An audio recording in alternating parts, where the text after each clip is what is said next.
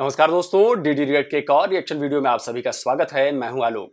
तो आज जो वीडियो मैं आप लोगों के साथ देखने वाला हूं और जिस वीडियो पर मैं रिएक्ट करने जा रहा हूं, ये वीडियो इंडियन वीडियो है और ये द लिबरल हिंदू चैनल का वीडियो है और वीडियो का टाइटल है how the Kashmir files became such a big hit. तो इस पर क्या कह रहे हैं लिबरल हिंदू वाले भाई साहब, जरा देखते हैं और साथ में मेरा रिएक्शन भी चलता रहेगा। नमस्कार, जय मां भारती। द कश्मीर फाइल्स दोस्तों एक फिल्म जिसको रिलीज से पहले ही डिस्क्रेडिट करने की पूरी कोशिश की गई, जिसके ऊपर प्रोपेगेंडा फिल्म का टैग लगाने का हर संभव प्रयास किया गया। एनडीटीवी हमारे देश की एक सो कॉल्ड प्रतिष्ठित न्यूज संस्था ने अपनी वेबसाइट पर इस फिल्म के लिए रिलीज से पहले ही लिख दिया इट्स अ प्रोपेगेंडा फिल्म। बिना इस फिल्म को देखे जब इस फिल्म को किसी ने भी नहीं देखा था तभी एनडीटीवी ने इस फिल्म के लिए लिख दिया था इट्स अ प्रोपेगेंडा फिल्म। और जब उनकी चोरी पकड़ी गई, बेईमानी पकड़ी गई, तो बिल्कुल चोरों की तरह चुपचाप उन्होंने प्रोपेगेंडा शब्द हटा दिया, लेकिन इसके लिए कोई माफी नहीं मांगी। हमारे देश की जो लिब्रांडो लॉबी है उसने हर संभव प्रयास किया कि भाई इस फिल्म का गलती से भी प्रचार ना हो जाए, इसको वर्ड ऑफ माउथ ना मिल जाए, जरा सी भी पब्लिसिटी ना हो जाए। अनुपमा चोपड़ा जैसे हमारे देश के लिब्रांडो फिल्म क्रिटिक्स जो गहराइयां जैसी लीचड़ फिल्म के लिए दिन में 36 बार ट्वीट कर रहे थे, अपनी वेबसाइट के ऊपर 10-10 आर्टिकल छाप रहे थे प्रतिदिन, उन्होंने इस फिल्म के लिए एक शब्द तक नहीं लिखा, एक शब्द तक नहीं छापा। प्रचार करना तो दूर की बात। परिणाम स्वरूप दोस्तों बीते शुक्रवार को यह फिल्म केवल 500-600 स्क्रीन पर ही रिलीज हुई, लेकिन रिलीज होते ही इस फिल्म ने बॉक्स ऑफिस के ऊपर कामयाबी के झंडे गाड़ दिए। आप लोगों से, इस देश की जनता से इस फिल्म को अपार और अनकंडीशनल प्यार मिला और उसका नतीजा यह हुआ कि वो फिल्म जो केवल 500-600 स्क्रीन के ऊपर रिलीज हुई थी, आज 2000 से ज्यादा स्क्रीन के ऊपर चल रही है इस देश में और लगभग 50 करोड़ की कमाई को छू चुकी है।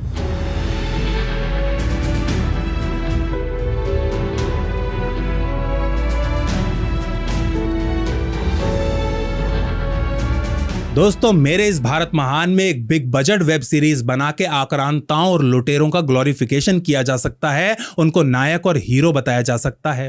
अनुराग कश्यप ब्लैक फ्राइडे जैसी फिल्म बना के 1993 में निर्दोषों का खून बहाने वाले राक्षसों का मानवीयकरण भी कर सकते हैं। और यासीन मलिक जैसा एक आतंकी हत्यारा, एक सेल्फ कन्फेस्ड हत्यारा, जिसने बीबीसी के ऊपर कैमरे के सामने बैठ के पूरी दुनिया के सामने कश्मीरी पंडितों को मारने की बात कबूली थी, जिसने अपनी बत्तीसी फाड़ते हुए हंसते हुए इंडियन एयरफोर्स के 4 सैनिकों को मारने की बात स्वीकार की थी, उसी यासीन मलिक को, उसी आतंकी हत्यारे को हमारे देश के पूर्व प्रधानमंत्री मनमोहन सिंह अपने घर में मेहमान बना सकते हैं। उस यासीन मलिक को एनडीटीवी के रवीश कुमार सर कह के बुला सकते हैं और उसी यासीन मलिक को 2008 में India today conclave youth icon का अवार्ड भी दे सकती है।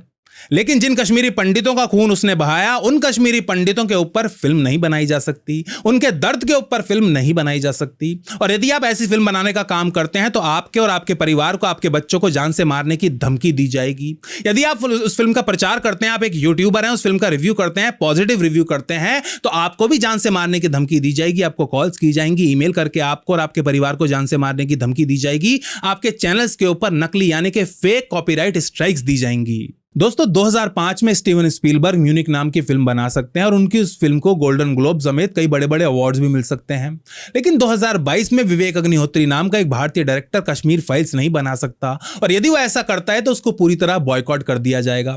हमारे देश के जो बड़े बड़े सो कॉल्ड लिब्रांडो फिल्म क्रिटिक्स हैं, अनुपमा चोपड़ा जैसे, वो इस फिल्म का रिव्यू नहीं करेंगे। अपनी जो उनकी आइडियोलॉजी है उससे नीचे समझेंगे, इस फिल्म को एक प्रोपेगेंडा फिल्म करार दे देंगे। दोस्तों ये फिल्म जो शुक्रवार को केवल 500-600 स्क्रीन के ऊपर रिलीज हुई थी, अब 2000 से वर्तमान में 2000 से ज्यादा स्क्रीन के ऊपर चल रही है और उसका कारण है इस फिल्म ने जो पिछले 3-4 दिनों में ताबड़तोड़ कमाई की है। यदि टोटल कमाई की बात करें तो इसकी कमाई 50 करोड़ के आंकड़े को लगभग छू ही चुकी है। और यदि चौथे दिन की कमाई की बात करें तो पिछली जितनी भी बिग बजट फिल्में आई हैं, चाहे वो सूर्यवंशी हो, 83 हो, गंगूबाई काठियावाड़ी हो, इन सभी को इस फिल्म ने पीछे छोड़ दिया है। चौथे दिन की कमाई इस फिल्म की इन सभी फिल्मों से ज्यादा है। गंगूबाई काठियावाड़ी जिसका बजट 180 करोड़ है, जिसका जो मार्केटिंग पब्लिसिटी बजट है वो कश्मीर फाइल्स के टोटल बजट से ज्यादा है, उसके चौथे दिन की कमाई को कश्मीर फाइल्स ने, इस फिल्म की कमाई ने पीछे छोड़ दिया है। अब इस देश की जनता को यह बात समझ में आने लगी है कि इन लिब्रांडुओं को जब पीके जैसी फिल्म से कोई परेशानी नहीं है, एक ऐसी फिल्म जिसमें भोले बाबा का मजाक उड़ाया जाता है, मखौल उड़ाया जाता है, जब इन लोगों को एम्पायर जैसी सीरीज से, जिसमें आक्रांताओं को, लुटेरों को, कातिलों को हीरो बताया जाता है, उनका ग्लोरिफिकेशन किया जाता है, उस वेब सीरीज से कोई परेशानी नहीं है, तो इन लोगों को कश्मीर फाइल्स जैसी फिल्म से क्यों परेशानी है? आखिर क्या है वो परेशानी, हम भी तो जाके देखें। और यही वो उत्सुकता है जिसे जिसने इस फिल्म को हिट करा दिया है। इस फिल्म का जो कंटेंट है वो तो है ही, इस फिल्म की जो सच्चाई है, इस फिल्म का जो हार्ड हिटिंग नेकेड ट्रूथ है, वो सब तो कारण है ही, लेकिन इन लोगों की जो बिना वजह की घृणा है, ईर्ष्या है, जो नफरत है ऐसी फिल्मों के प्रति, ऐसे कंटेंट के प्रति, उसने भी एक बहुत बड़ा रोल प्ले किया है लोगों के मन में उत्सुकता जगाने के लिए, लोगों के मन में भावना पैदा करने के लिए। भाई इसको इतनी परेशानी क्यों रही है, ये सोशल मीडिया के ऊपर इस फिल्म के खिलाफ इतना भौंक क्यों रहा है? जब पीके फिल्म आई थी जब तो इसने कुछ नहीं बोला था, जब ये एम्पायर वेब सीरीज आई थी तब भी इसने कुछ नहीं बोला था, जब वो नेटफ्लिक्स की लीला आई थी तब भी इसने कुछ नहीं बोला था, बल्कि उल्टा सपोर्ट ही किया था। तो भाई कश्मीर फाइल्स से क्या प्रॉब्लम हो रही है? लोगों के मन में सवाल था, लोग इस सवाल का उत्तर जानना चाहते थे और इस उत्तर को जानने के लिए उस फिल्म को देखने गए। और दोस्तों आज मैं थिएटर से आया हूं, लोगों की आंखों में आंसू थे जब वो थिएटर से बाहर निकल रहे थे। दोस्तों विवेक अग्निहोत्री की जो फिल्म है, इसका सबसे बड़ा प्लस पॉइंट, सबसे बड़ी यूएसपी ये है कि ये फिल्म सच के साथ, सत्य के साथ बिल्कुल भी छेड़छाड़ नहीं करती। विवेक अग्निहोत्री सच को, चाहे वो कड़वा है मीठा है, बिल्कुल वैसे ही प्रस्तुत करते हैं। वो ना ही उसको हार्ड हिटिंग बनाने की कोशिश करते हैं, ना ही सॉफ्ट हिटिंग। अब किसी को सॉफ्ट हिटिंग लगे, हार्ड हिटिंग लगे, वो अलग बात है। इस सत्य को देख के आपको मिर्चे लगे या आपको रोना है, वो अलग बात है। इससे विवेक अग्निहोत्री को कोई फर्क नहीं पड़ता और ना ही वो इसके लिए कोई एक्स्ट्रा प्रयास करते हैं। वो सच जैसा है, घटनाएं जैसी घटी थी क्रोनोलॉजिकल ऑर्डर में, बिल्कुल वैसे ही बिना किसी मिर्च मसाले के वो प्रस्तुत कर देते हैं। वो उसको शुगर कोट भी नहीं करते, मीठा भी नहीं करते, ज्यादा नमकीन भी नहीं बनाते, तीखा भी नहीं बनाते, बिल्कुल ऐसे ही प्रस्तुत कर देते हैं। और यही चीज है जिससे लिब्रांडो के कलेजे में आग लगी हुई है। इस फिल्म की जम्मू में कई जगह स्पेशल स्क्रीनिंग चल रही थी, तो कुछ लोगों ने स्क्रीनिंग्स को बंद करवाने का प्रयास किया। वो लोग कौन होंगे मुझे बताने की जरूरत है नहीं आपको। स्क्रीनिंग देखने जो दर्शक आए हुए थे उनके साथ मारपीट की गई, बदतमीजी की गई। और फिल्म रिलीज होने के बाद भी हमने देख लिया ना, जो केरल कांग्रेस का ट्विटर हैंडल है उससे कैसी ट्वीट्स आई हैं। अब कांग्रेस कह रही है हम इसकी जांच पड़ताल करेंगे, ट्वीट्स कैसे आई हैं। भाई ट्वीट्स कैसे आती हैं? अब ये मत कहना किसी ने हैक कर लिया था। मैं देखा सोशल मीडिया के ऊपर लोग भर भर के कांग्रेस को गाली दे रहे थे। मैं कहा गाली मत दो, कांग्रेस को थैंक यू बोलो, भैया फ्री में पब्लिसिटी कर रहे हैं। विवेक अग्निहोत्री ने तो क्राउड फंडिंग करके इधर उधर से पैसे अपने यार दोस्तों से उधार लेके अपनी जेब से पैसा लगा के पता नहीं क्या गिरवी रखना पड़ा होगा उनको ये फिल्म प्रोड्यूस करने के लिए। फिल्म बनाई है जैसे तैसे, उनके पास तो मार्केटिंग और पब्लिसिटी का बजट ही नहीं था इस फिल्म की टीम के पास, मेकर्स के पास। तो कांग्रेस, देखिए बीच में रोक रहा हूं, बहुत सारी बातें जो हैं वो इन्होंने बताई हैं। देखिए इस बात से कोई इनकार नहीं कर सकता कि रातों रात, एक रात में 1 लाख से ज्यादा कश्मीरी पंडितों को अपना घर बार सब कुछ छोड़कर जान बचाने के लिए, अपनी बहू बेटियों की इज्जत बचाने के लिए कश्मीर घाटी छोड़ना पड़ा। इस बात से कोई इनकार नहीं कर सकता कि जम्मू से लेकर दिल्ली में उनको शरणार्थियों की तरह कैंपों में रहना पड़ा। इस बात से कोई इनकार नहीं कर सकता कि कई कश्मीरी पंडितों की, कश्मीरी हिंदुओं को जान से मार दिया गया सिर्फ इसलिए क्योंकि उन्होंने आतंकवादियों द्वारा जो घोषणा की गई थी कि आप कन्वर्ट हो जाओ इस्लाम में, उन्होंने वो बात नहीं मानी। तो जब अगर इन सच्चाइयों को दिखाया जाएगा, जब इन सच्चाइयों को पेश किया जाएगा, तो भाई ये तो फैक्ट्स है। इस फैक्ट को तोड़ मरोड़ कर पेश करना तो ठीक नहीं है ना। और अगर विवेक रंजन अग्निहोत्री ने फैक्ट्स को बिना तोड़े मरोड़े पेश किया है तो भाई इससे मिर्ची क्यों लग रही है? मिर्ची इसलिए लग रही है क्योंकि कुछ ऐसे लोग हैं हमारे देश में भी जो इस सच को बाहर नहीं आने देना चाहते, जो नहीं चाहते कि आज की युवा पीढ़ी उस इतिहास को जाने, उस सच को जाने जिसे जानना बेहद जरूरी है। तो जाहिर सी बात है भाई उनको खराब तो लगेगा क्योंकि ये उनके नैरेटिव से अलग मामला है। वो बाइकआउट करने की कोशिश करेंगे, वो इसको डिफेम करने की कोशिश करेंगे। तो लब्बो-लिबाब ये है कि आप चाहे जितना भी रोकने की आपने कोशिश की, सब कुछ करने की कोशिश की, लेकिन आज हमारे देश का युवा, हमारे देश के लोग इस सच्चाई को देख चुके हैं, जान चुके हैं। और मुझे लगता है कि मेरे देश के लोग इतने समझदार हैं कि वो सिर्फ एक बात पर विश्वास नहीं करते, वो इसके बारे में पढ़ेंगे, इतिहास के पन्नों को खंगालेंगे तो उन्हें सारी चीजें सामने आएगी। और उन लोगों को जिन्होंने इस पीड़ा को भोगा है, जो इस घटना के पीड़ित हैं, उनकी बातों को तो आप नहीं झुठला सकते, उनको तो आप झूठा नहीं साबित कर सकते। और एक भी कश्मीरी पंडित जो विस्थापित हुआ वो जानता है कि वहां पर क्या हुआ था, सच्चाई क्या है, और वही सच्चाई इस फिल्म में दिखाई गई है। इतना बड़ा ट्विटर हैंडल फ्री में पब्लिसिटी कर रहा है, आपको क्या चाहिए? एक बात जान लीजिए, when it comes to show business, when it comes to movie business, there is nothing called such as negative publicity. Publicity is publicity, वो नेगेटिव हो पॉजिटिव हो। नेगेटिव होगी तब भी लोग फिल्म देखने जाएंगे, पॉजिटिव होगी तब भी फिल्म देखने आएंगे। यही कारण है दोस्तों, जब लीला जैसी कोई वेब सीरीज आती है, कोई जो फिल्में आती है जिन पे हमको आपत्ति होती है, तूफान जैसी फिल्म आती है ना, मैं देखता हूँ ना ही मैं उसके ऊपर बात करता हूँ, क्योंकि अगर मैं उसके ऊपर बात भी कर रहा हूँ तो मैं उसकी पब्लिसिटी कर रहा हूँ। चाहे मैं उस फिल्म को गालियां ही दे रहा हूँ, मैं उसकी पब्लिसिटी कर रहा हूँ। तो कांग्रेस जो है फ्री में पब्लिसिटी दे रही है, आप कांग्रेस को गाली क्यों दे रहे हो? और अपनी कब्र खोद रही है, और ज्यादा अपनी जो राजनीतिक कब्र है उसको और गहरा करती जा रही है। कांग्रेस अपना नामो निशान खुद इस देश से मिटा रही है, इस देश के पन्नों से मिटा देगी अपना, और गांधियों का नाम मिटा देगी कांग्रेस से ट्वीट्स कर करके। करने दो भैया, गुस्सा मत करो और प्रोत्साहन दो। मैं तो कहता हूं अंडर कवर एजेंट बन जाओ, सपोर्ट करो कांग्रेस की ऐसी ट्वीट्स को हाँ भाई बहुत सही कह रहे हो आप, हाँ उसको सपोर्ट करो, जिससे और उनको प्रोत्साहन मिले और ट्वीट्स करें बढ़ चढ़ के, उससे और ज्यादा स्ट्रांग लैंग्वेज यूज करें। मैं तो कहता हूँ ये करो। जैसे मणिशंकर अय्यर जैसे लोग हैं ना, जो मेरे को लगता है पूरे बीजेपी के अंडर कवर एजेंट हैं, मोल्स हैं, डबल एजेंट हैं, जो जिनको कांग्रेस में प्लांट किया हुआ है बीजेपी ने। तो मणिशंकर अय्यर अपना मुंह खोलते हैं और उधर कांग्रेस के 4-5 लाख वोट्स कम हो जाते हैं हर बार जब भी वो मुंह खोलते हैं। तो इनको करने दो ये ट्वीट्स। लेकिन ट्वीट्स हमें बताती हैं कि लोगों को कितनी ज्यादा परेशानी हो रही है। तूफान जैसी फिल्म से इनको कोई परेशानी नहीं है। एम्पायर जैसी वेब सीरीज से, जिसमें आक्रांताओं लुटेरे जिन्होंने इस देश में हजारों लाखों मंदिरों को तोड़ दिया, कितनी संपत्ति लूट के ले गए, और लोगों को मारा गाजर मूली की तरह, जबरदस्ती लोगों का धर्म परिवर्तन करवाया, औरतों को उठा के ले गए, बच्चियों को उठा के ले गए। हिंदू कुश का नाम हिंदू कुश क्यों है पर्वत का, मुझे आपको बताने की जरूरत है क्या? देखिए, हमें यह तय करना है कि हमारे हीरो कौन होंगे। हमारे हीरो लुटेरे नहीं हो सकते, हमारे हीरो डकैत नहीं हो सकते, हमारे हीरो वो नहीं हो सकते जिन्होंने यहां पर नरसंहार किया हो, जिन्होंने हमारे देश को लूटा हो। अकबर महान नहीं हो सकते, महान अशोका द ग्रेट थे, हमारे महाराणा प्रताप थे क्या हैं? हम भारत के वीरों की चर्चा क्यों नहीं करते? इन विदेशी आक्रमणकारियों की हम हीरो क्यों बनाएंगे? औरंगजेब हमारे लिए हीरो नहीं हो सकता कभी? हमारे हीरो मिहिर भोज क्यों नहीं हो सकते? तो ये सब तो आपको सोचना पड़ेगा बॉस। और देखिए, लुटेरे तो लुटेरे हैं, वो चाहे बाबर हो, चाहे हुमायूं हो, चाहे शाहजहां हो, चाहे अकबर हो। जो इस देश के वासी हैं वो हमारे हीरो होंगे, बाहरी आक्रमणकारी हीरो नहीं हो सकते। तो ये हमारे देश के युवाओं को तय करना है कि भाई हमें किन्हें हीरो करना है। हमारे लिए हीरो एपीजे अब्दुल कलाम है, हमारे लिए हीरो वो लोग हैं जिन्होंने देश की भलाई के लिए काम किया, जो इसी मिट्टी में जन्मे। इन्होंने हमारे देश को लूटा नहीं, इन्होंने हमारे देश को विकास किया, हमारे देश को आगे लेकर गए। तो ये बिल्कुल ही क्लियर है, इसमें कोई शक किसी को होना नहीं चाहिए। भाई पाकिस्तान के लिए बाबर हीरो हो सकता है, गजनवी हीरो हो सकता है, तैमूर लंग हीरो हो सकता है, हमारे लिए नहीं हो सकता, हमारे लिए नहीं हो सकता, कभी नहीं हो सकता। जहां पे हिंदुओं को मारा काटा गया वो उसको हिंदू कुश कहते हैं। उन लोगों को हीरो बना के प्रस्तुत किया गया। 83 फिल्म के डायरेक्टर कबीर खान कहते हैं कि भैया जो मुगल थे वो तो नेशन बिल्डर्स थे, जिन्होंने हजारों लाखों मंदिर तोड़ दिए, वो नेशन बिल्डर्स थे। आज भी कश्मीरी पंडितों के जेनोसाइड को डिनाई करने का प्रयास किया जा रहा है। दम है तो ज्यूस के उसको करके दिखाओ ना, आप नहीं कर सकते। और ये बातें जो है वो लोगों को समझ में आती हैं। भाई सबको पता है कि कश्मीर में, जम्मू कश्मीर में पंडितों के साथ ये हुआ था, बच्चे को ये बात पता है, लेकिन आप फिल्म नहीं बना सकते। और लोगों को इसी बात, लोग भाई क्यों, जब हुआ था तो उसके ऊपर फिल्म क्यों नहीं बनाई जा सकती?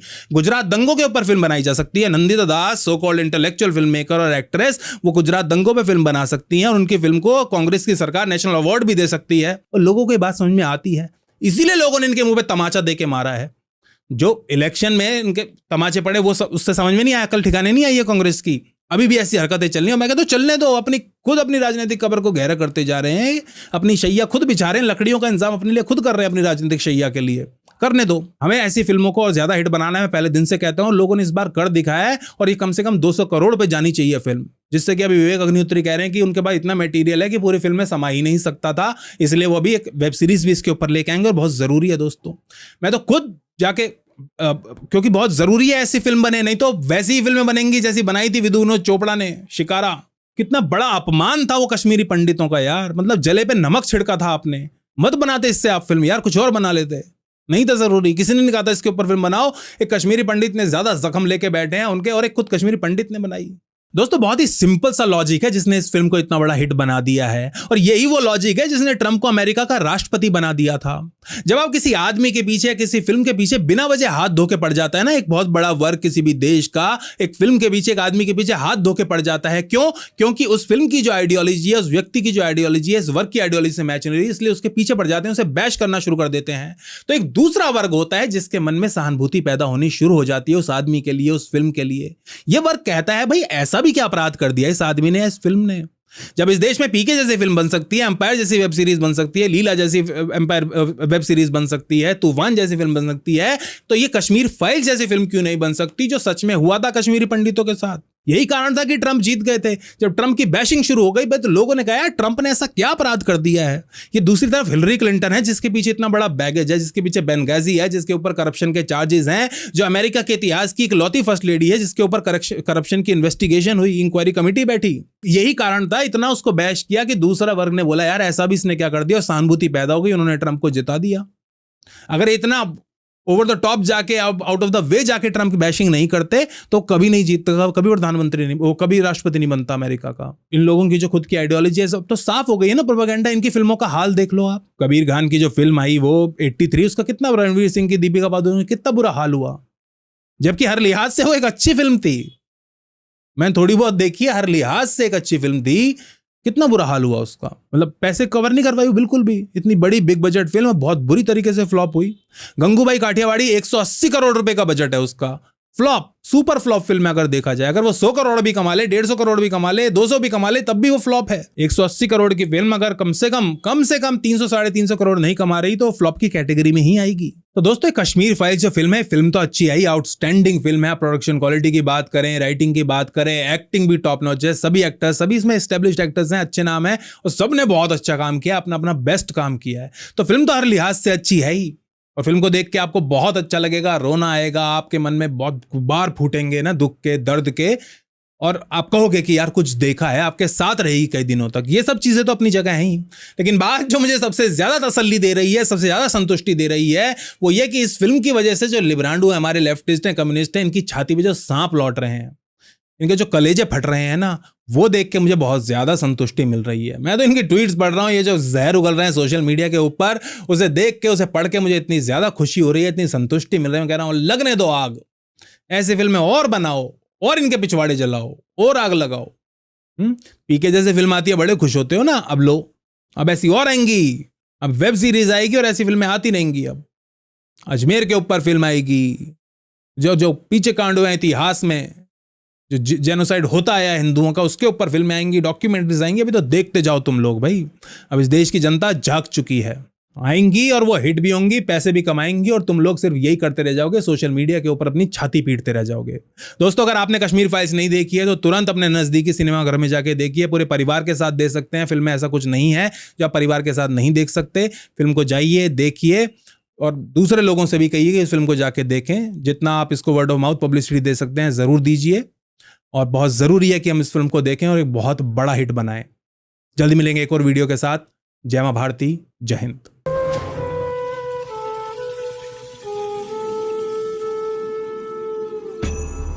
तो दोस्तों फिल्म जाइए, ज़रूर देखिए, बहुत ज़बरदस्त फिल्म है। और साथ में लिबरल हिंदू भाई को ज़रूर सब्सक्राइब करें, बहुत अच्छे शानदार वीडियोस बनाते हैं, बहुत फैक्चुअल वीडियोस और बहुत अच्छे वीडियोस बनाते हैं।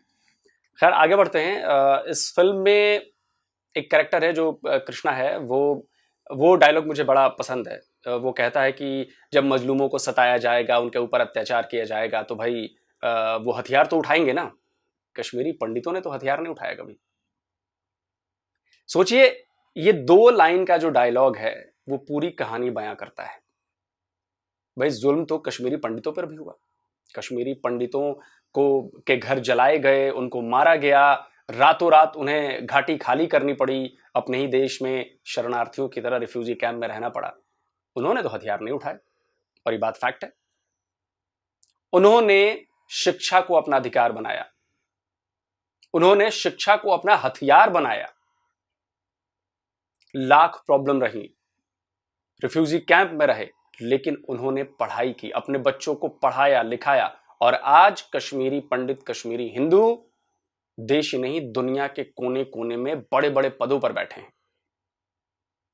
तो आप फर्क महसूस कीजिए कि जिसने हथियार उठाया और जिसने जुल्म सहने के बाद भी अपनी लड़ाई कलम से जारी रखी, वैचारिक लड़ाई जारी रखी, उसको हिंसा में तब्दील नहीं किया। यह फर्क है और ये बहुत बड़ा फर्क है। विवेक अग्निहोत्री का मैं कहीं इंटरव्यू सुन रहा था, उन्होंने भी यही बात कही कि भाई आप बात बताइए कि भाई कश्मीरी पंडितों ने जितना नुकसान सहा, जितना जुल्म सहा, अत्याचार सहा, उसके बाद तो कोई भी हथियार उठाना तो सबसे आसान काम है ना, लेकिन मुश्किल काम है कि सच के रास्ते पर चलना। और कश्मीरी पंडित हमेशा सच के रास्ते पर चले, अहिंसा के रास्ते पर चले। तो जाहिर सी बात है कि भाई दूसरे लोगों को इससे परेशानी है, जो एक वर्ग है उनको इससे परेशानी है कि भाई क्यों ये सच दिखाया जा रहा है। और देखिए, सच को आप दबा के रख सकते हो, सच को छुपा नहीं सकते। 30 साल तक आप लोगों ने सच को दबा के रखा, इसको बाहर नहीं आने दिया। सच ने बहुत बार कोशिश की, लेकिन उसका अलग नैरेटिव पेश किया गया कि जिससे वो दब जाए, वो बाहर ना आए। लेकिन आखिरकार सच बाहर आ ही गया। और सबको छोड़ दीजिए, मैं कहता हूं इंसानियत। जब कश्मीरी पंडितों को वहां से भगाया जा रहा था, जब उनको गोलियों से भूना जा रहा था, बच्चों के सामने उनके माँ बाप की हत्या की जा रही थी, बच्चियों, और मैं कहना नहीं चाहता कि क्या क्या किया जा रहा था, तब वहां के लोगों ने चुप्पी साध ली। डर भी था, बाकी चीजें भी थी, ठीक है, लेकिन अब ये चुप्पी नहीं चलेगी। और मुझे लग रहा है कि कश्मीर के जो युवा हैं वो इस चुप्पी को तोड़ रहे हैं, वो सामने आ रहे हैं। पहले जहां एक भी युवा नहीं आता था समर्थन में, आज सैकड़ों युवा सामने आ रहे हैं। वो समझ रहे हैं कि ये किसके इशारे पर हो रहा है, वो समझ रहे हैं कि उनकी जिंदगी को नर्क बनाने के पीछे किसका हाथ है।